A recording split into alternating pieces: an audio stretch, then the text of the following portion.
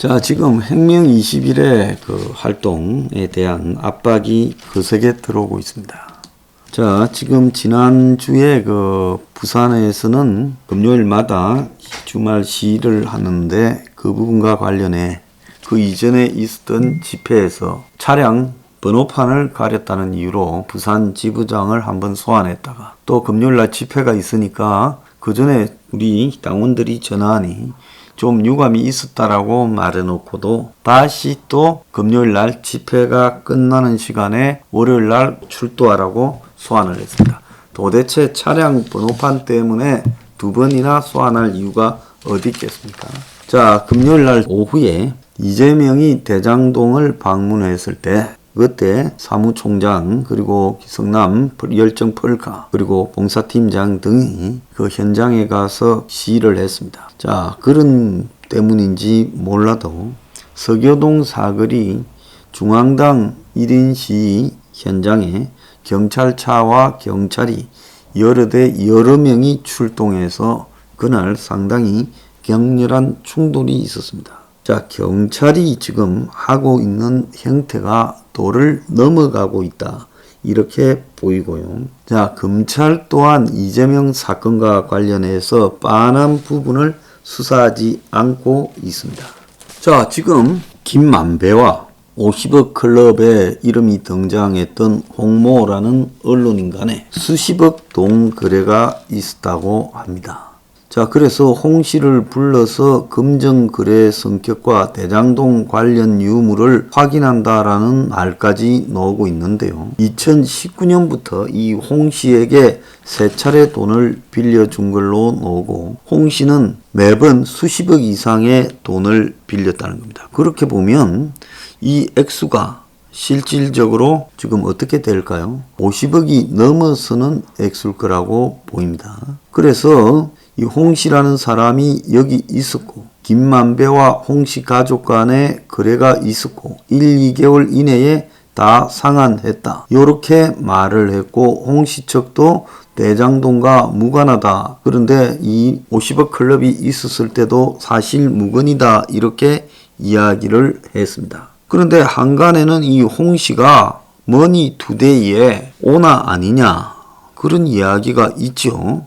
머니투데이 오나 그리고 머니투데이 뿐만 아니라 뉴스원 그리고 뉴시스까지도 가지고 있죠.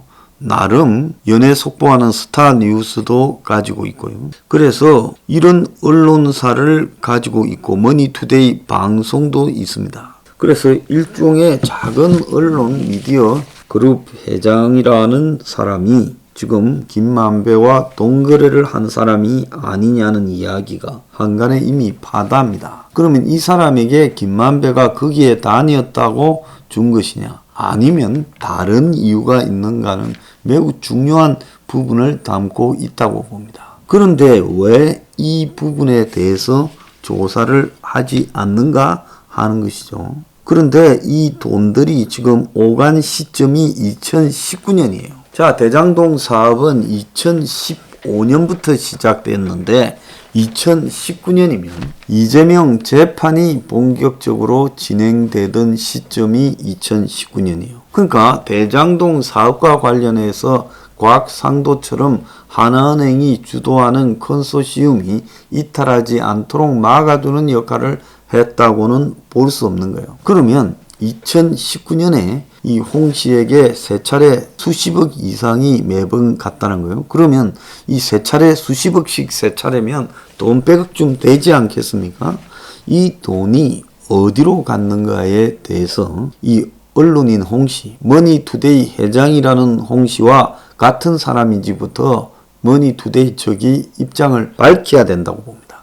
여기에 김만배뿐만 아니라 배 씨까지 있죠. 천화동인 7호 배 씨. 그러니까 이 부분과 관련해서 머니투데이에 지금 3명이 거론되고 있어요. 그런데 2019년에 지금 이 돈들이 이 홍 씨에게 갔다면 이 사람이 머니투데이 회장 홍 씨라면 이야기가 또 달라지는 부분. 그래서 한간에는 다 그렇게 보는 시각이 있는데 그 회장 홍 씨가 맞는지 아닌지에 대해서 머니투데이 측이 저는 입장을 밝혀야 된다고 보고 있습니다. 자, 이 부분까지도 이야기를 하지 않고 있어요.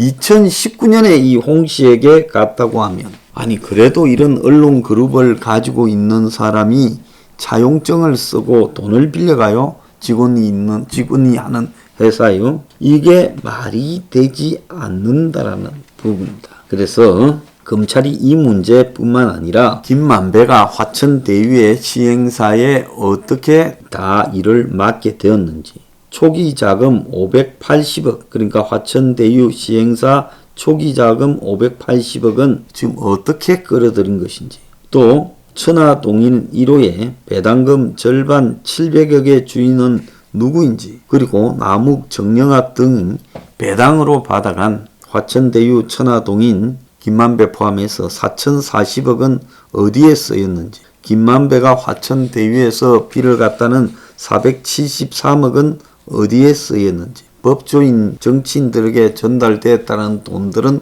어떤 용도로 나갔는지, 이런 부분을 다 조사를 해야 되는 거예요. 그래서 이걸 갖다가 두 사람이 입을 맞추게 되면 물증 없이는 밝혀내기가 어렵기 때문에 계좌하고 현금, 이런 수표 등을 추적하는 게 경찰의 수사의 시작이라는 거예요. 그런데 경찰은 이걸 수사하지 않고 김만배가 유동기하고 관계해서 현금 수표 등을 섞어줬다 해놓고는 나중에 영장에서는 현금으로만 갔다고 헛소리를 하고 있고, 심지어 유동규 폰에 대한 이야기는 나오지조차 않고 있다는 겁니다. 자, 검찰이 일단 대장동에 들어온 수입, 화천대유 천화동인의 배당금과 시행사업 수입, 누가 얼마 가져가고 또 나머지 돈들은 어디로 갔는가, 거기에 화천대유의 비용은 어떻게 정리되었는가. 제가 화천대유 시행사업 이자 2060억이 어디론가 흘러갔다고 구체적으로 말하지 않았습니까? 그 부분도 수사를 해야 된다. 돈 흐름을 조사하지 않고 수사를 할 수 없다. 또 이재명의 선거법 위반 관련 2018년부터 20년까지 2년간에 있었던 변호사비에 대한 이 복잡한 돈 흐름과 인맥, 쌍방울 등이 관련된 부분에 대해서도 전부 조사를 해야 된다는 거죠. 여기에 대해서 이재명이 국감에서 변호인단에 지급한 총 변호사비는 2억 5,600만 원이라고 말을 하고 있는데, 이거는 실제로 이재명이 실제 지급했을 것으로 보이는 변호사비의 10분의 1도 안 된다는 거예요. 근데 이걸 갖다가 떼가지고 수원지검으로 보내버려서 수사가 하는지 안 하는지도 제대로 모르고 있다. 유동규가 당일날 밖으로 던졌다가 검찰이 못 찾고 경찰이 찾은 폰, 포렌식을 했다는데도 또 시간을 끌고 있고, 유동규가 내연녀한테 맡겨놨다가 발견됐다라는 폰들, 그것이 유동규 폰이 맞는지 안 맞는지에 대해서조차도 내용이 없어요. 심지어 유동규가 최근까지 사용한 폰은 텔레그램에 대해서 지금 비번을 갖다가 풀지 못하고 있다. 그래서 수사가 안 되고 있다라고까지 말을 하고 있습니다. 그래서 검찰은 유동규 폰을 여러 개를 압수했다 해놓고 경찰이 한다니까 검찰이 가로채서 했잖아요. 2주가 넘도록 지금 유동규 폰이 어떤 것인지 확인도 안 하고 시간을 끌고 있다. 자, 이런 검찰의 형태는 결국은 앞으로 어떻게 되겠어요? 자, 이렇게 하면 경찰의 수사 책임자가 무사하지 않다는 겁니다. 자, 폰, 그리고 대장동에 관련된 서류, 그리고 자금 흐름과 용도 등에 대해서 다 수사 제대로 해라. 이거 안 하고는 당신들은 살아남지 못한다. 이 이야기에 대해서 분명히 내가 말하고 싶어요.